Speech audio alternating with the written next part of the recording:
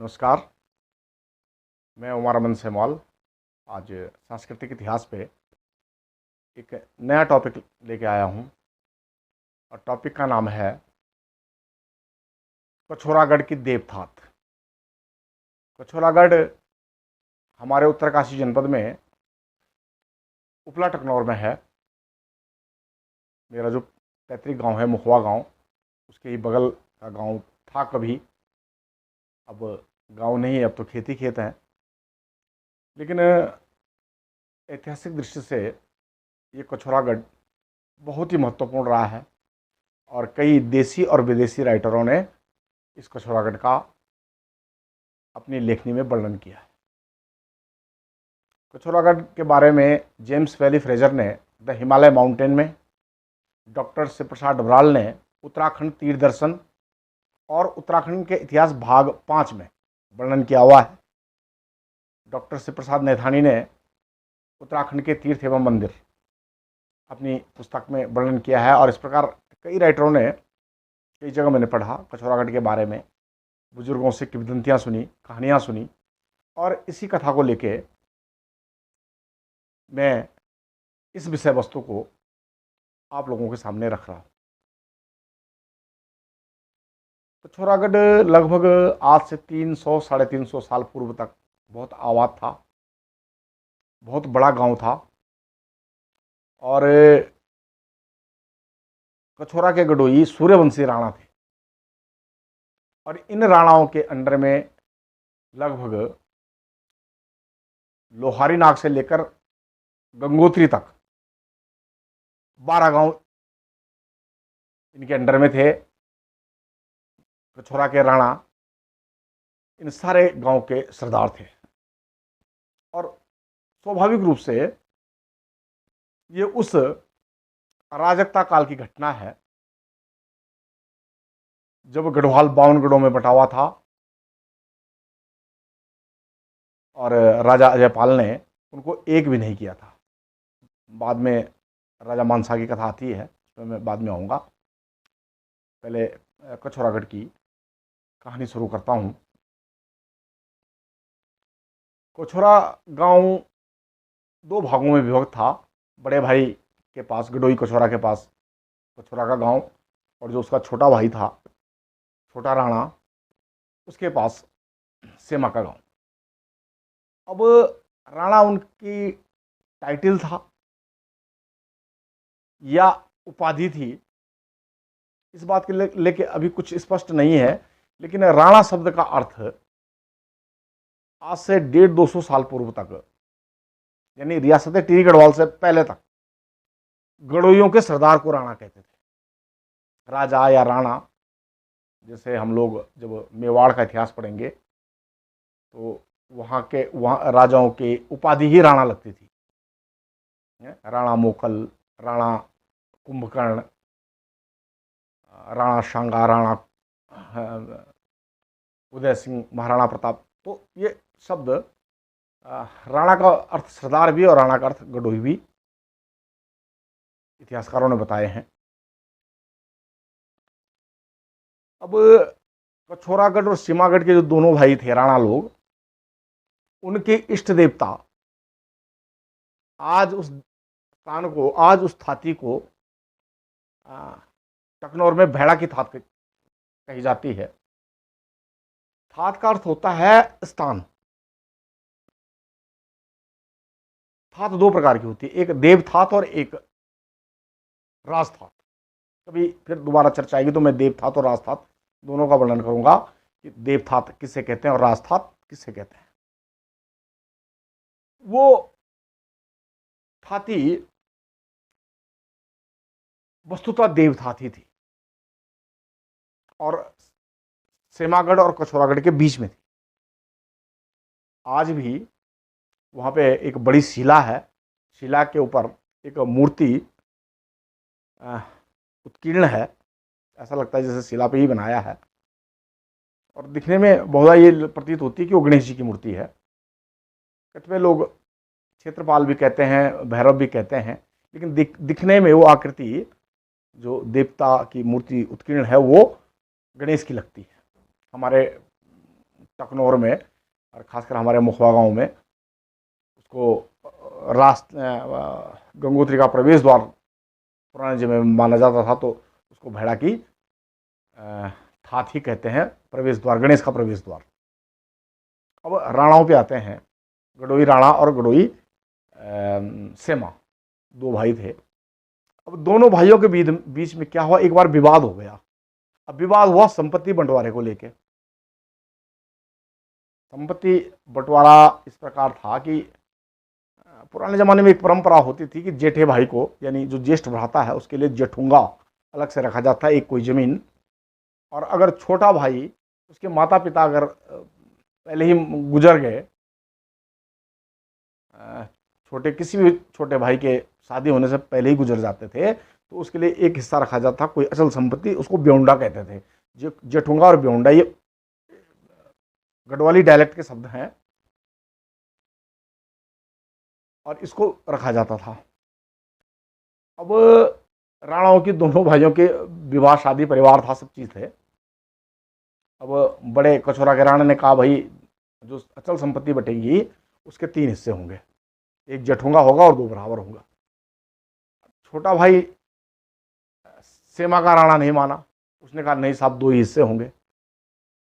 अब दोनों भाइयों में इस बात को लेके विवाद हो गया। विवाद हुआ तो फिर पंचायत बैठी तो राजपुरोहित की सलाह पे ये हुआ कि भेड़ा की थात पे तलवार की चोट करेंगे और जितने टुकड़े उसके होंगे उतने ही हिस्से होंगे। मतलब देव न्याय के शरण में गए हो। राज न्याय, देव न्याय, ये पुनः राज न्याय क्या होता था, देव न्याय क्या होता था, पुनः कभी दूसरी वीडियो में मैं चर्चा करूंगा। वो देव न्याय की शरण में चले गए।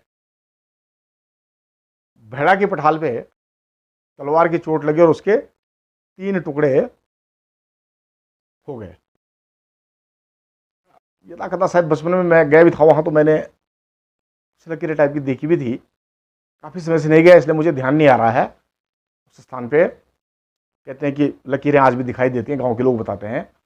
3 हिस्से है, तो जिसका सीधा अर्थ ये था कि बड़े राणा का जेठुंगा लोग होगा और छोटे राणाओं का और बाकी 2 हिस्से होंगे। तो उसको देव थात और देव न्याय कहा गया। थाती मनी जगह, और जगह का देव न्याय माना गया है। देखिए, थात कई प्रकार की होती हैं, बहुत संक्षिप्त में बता रहा हूं, बाद बाकी अलग से एक वीडियो बना के थाती बताऊंगा। थाती का मतलब होता है स्थान, थान, जगह। अब थाती के आगे एक चबूतरा होगा और उसके आगे हवन कुंड होगा, जो बहुधा उत्तर या पूर्व की दिशा की ओर जिसका मुख होगा। तो चबूतरे को और उस हवन कुंड को, और फिर तीसरा वहां पे कोई स्थान देवता जरूर होगा, चाहे वो मूर्ति रूप में हो, चाहे वो शिला रूप में हो, जैसा भी होगा। लेकिन जिस देवता की वो थात है, उसका या मंदिर होगी या शिला होगी थात के आसपास, वो पूरे स्थान को थात कहते हैं। अब क्या हुआ कि बंटवारा तो हो गया दोनों भाइयों के बीच में, राणाओं के बीच में। तो सेमा के राणा के मन में ये टीस रही कि मेरे बड़े भाई ने मेरा हिस्सा खा दिया। प्रतिशोध की आग में वो टकनौर क्षेत्र में जो गढ़तांगढ़ था, गढ़तांगढ़ के भोटियों को सीमा पे आक्रमण करने का निमंत्रण दे के आया। उनके साथ कुछ साँठगांठ कर ली उसने, छोटे राणा ने। अब तिब्बतियों को भी क्या चाहिए था, भोटियों को भी, उनको भी लूट मार के लिए चाहिए का निमंत्रण था। वो पीछे से मैं मदद करूंगा और आगे से आप लोग आक्रमण करो, ये छोटे राणा की सलाह थी। तिब्बतियों ने आक्रमण किया तो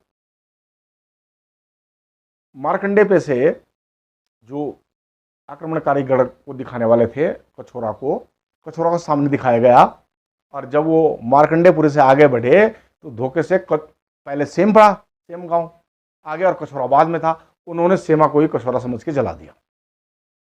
अब जब आग लगा दी तो बड़े राणा को पता चला कि मेरे भाई का गढ़ हवेली जल रही है, उसके आसपास गांव जल रहा है। तो वो अपनी गुरिल्ला टीम को लेके अपने भाई को बचाने आया। तो भोटिया भाग गए। तो वो हमारी जो कुल देवी है चामुंडा भगवती, मुखवा में चंडिका भगवती, गांव से 4 किलोमीटर आगे है, उसके नीचे कोई गुफा थी। अब तो नहीं है, शायद हो सकता है मिट्टी पत्थर से भर गई हो, लेकिन शिला तो साफ दिखती और लगता भी नीचे कोई गुफा रही होगी।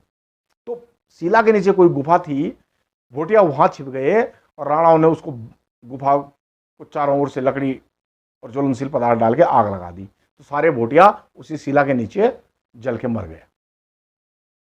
उसके बाद फिर संघर्ष चलता रहा।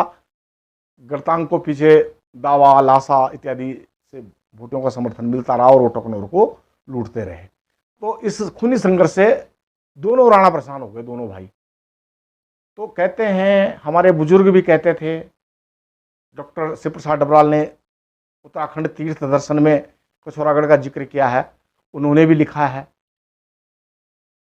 जेम्स वैली फ्रेजर ने द हिमालय माउंटेन में लिखा है, और शिव प्रसाद नैथानी जी ने उत्तराखंड के तीर्थ मंदिर में इन घटनाओं का जिक्र किया है अपनी किताबों में, कि जब संघर्ष बहुत हो गया तो बड़े राणा यानी कछोरा के राणा तो वहाँ से जुबल पलायन कर गए। तो कालांतर में उन्होंने जुबल हिमाचल में रियासत बसाई और वहाँ के राजा हो गए।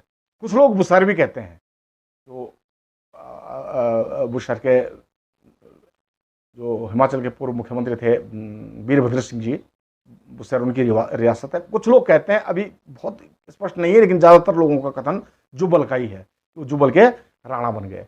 और छोटा भाई जो सेमा का राणा था, उसने झाला के पयारा को पार करते हुए, एक डांडा है, कोई कांठा वगैरह पार करते हुए वो सीधे रेखा रमोली की तरफ निकल गया, रमोली पट्टी में। तो कहते हैं कि उनके ही वंशज जो है, और वहाँ के लोगों से भी हमने सुना कि जो मुखवाल गांव के राणा हैं रमोली में, वो गड़ोई जो सेमागढ़ के गड़ोई थे, उनके ही वंशज हैं।